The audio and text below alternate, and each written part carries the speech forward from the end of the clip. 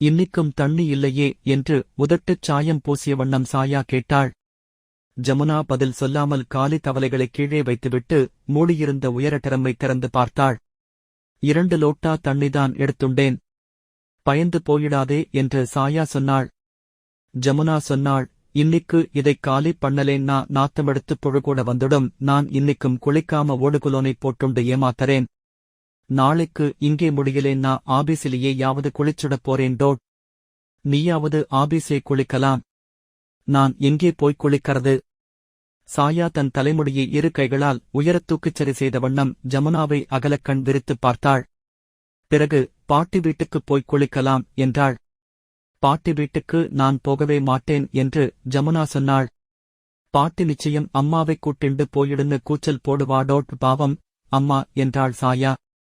ஏன் நீ அழைச்சுக் கொண்டு வச்சுக்கோயேன் என்று ஜமுனா சொன்னாள். எனக்கு வீடு கிடைச்சவுடனே நிச்சயம் அம்மாவை அழைச்சு வச்சுக்கத்தான் போறேன். அம்மா வீட்டிலே இருந்தா முரளியையும் கொண்டு வந்து வச்சுக்கலாம். முரளியை இப்ப கூட நான் பாத்துக்க மாட்டேன்னு சொல்லலே. அந்தக் குழந்தையாலே எனக்கு ஒண்ணும் கஷ்டம் கிடையாது. சாயா பதில் சொல்லாது பெருமூச்சு விட்டாள். பிறகு நீ கலந்துடறியா என்று கேட்டாள். ஒரு சிறு செப்புத் தொண்டியில் பாதியளவு குடிதண்ணீர் இருந்தது. ஜமுனா ஸ்டவ்வை மூட்டி 2 டம்ளர் தண்ணீரை ஓர் அலுமினிய சாசப்பானில் சுட வைத்தாள். சாயா அலங்காரத்தை முடித்துக் கொண்டு சுவர் ஆணி ஒன்றில் தொங்கவிட்டிருந்த பையிலிருந்து ஒரு டப்பாவை எடுத்தாள். அதில் அதற்கு முன்தினம் வாங்கி வைத்திருந்த கடை ரொட்டி இருந்தது. நீயும் இப்பவே எடுத்துக்கறையோலியோ என்று சாயா கேட்டாள். ஜமுனா கடை ஆவக்காய் ஊறுகாய் பாட்டிலை அலமாரியிலிருந்து எடுத்தாள். அவளும் 2 ரொட்டி வில்லைகளை எடுத்துக்கொண்டு ஒன்றின்மேல் ஊறுகாய் போட்டுக் கொண்டாள். சாயா ரொட்டி தின்று முடிக்கும்போது, இன்னிக்குச் சாப்பாடு அனுப்பறப்போ ஞாபகமா சர்க்கரை ஒரு பொட்டலம் வைச்சு அனுப்பு. எங்க கேண்டீன்லே தர காபிக்கு சர்க்கரையே போடாம கொடுத்துடறான் என்றாள். சரி என்று ஜமுனா சொன்னாள். இனிமே சமைக்க ஆரம்பிக்கணும் என்றும் சொன்னாள். சமையலுக்காவது தண்ணி இருக்கா என்று சாயா கேட்டாள். ஜமுனா செப்புத் தவலையைச் சாய்த்துப் பார்த்து உதட்டைப் பிதுக்கினாள். பின்னே என்ன பண்ணப் போரே என்று சாயா கேட்டாள். அந்தக் கோடி வீட்டிலே போய்த்தான் கொண்டு வரணும். அங்கே இதுவரைக்கும் நான் போகலை.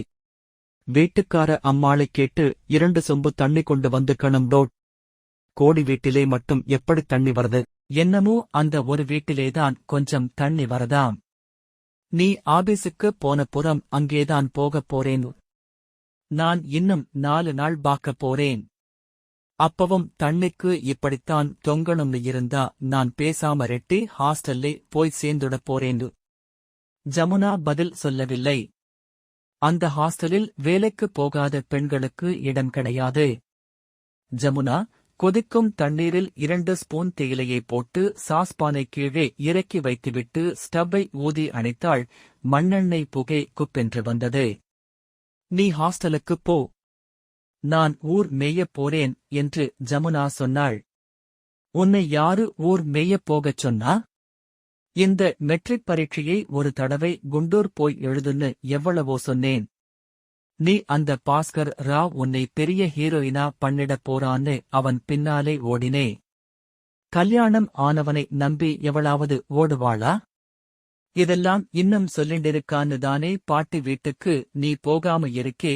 அவன் கல்யாணம் ஆனவன்னு எனக்கு தெரியாது. அவன் மூஞ்சியிலேதான் அதை எழுதி ஒட்டி வைச்சிருக்கே. நீ மட்டும் என்ன வாழ்ந்த? வாழ்ந்தேனோ இல்லையோ, முரளிக்கு அப்பான்னு ஒருத்தன் உண்டு. எங்களுக்கு கல்யாணம்னு ஒண்ணு இருந்தது. இப்பவும் அவர் மிலிட்டரிலேந்து ரிலீவ் பண்ணிண்டு வந்தாலோ இல்லே இங்க மெட்ராஸ் பக்கம் போஸ்டிங் வாங்கிண்டு வந்தாலோ நாங்க ஜாகை வைச்சுக்கத்தான் போறோம். சாயா டீ குடித்துவிட்டு 7:15க்கு அவள் ஆபீஸுக்கு கிளம்பிப் போனாள். அரைக்கதவை பூட்டிக் கொண்டு ஜமுனாவும் ஒரு தவலையைத் தூக்கிக் கொண்டு கிளம்பினாள். சாயாவின் செருப்பின் குதிகால் மட்டும் சிறிதாவது உயரம் குறைவாக இருந்தால் அவள் நடையில் இவ்வளவு தெளிவு இருக்காது என்று ஜமுனாவுக்குத் தோன்றியது.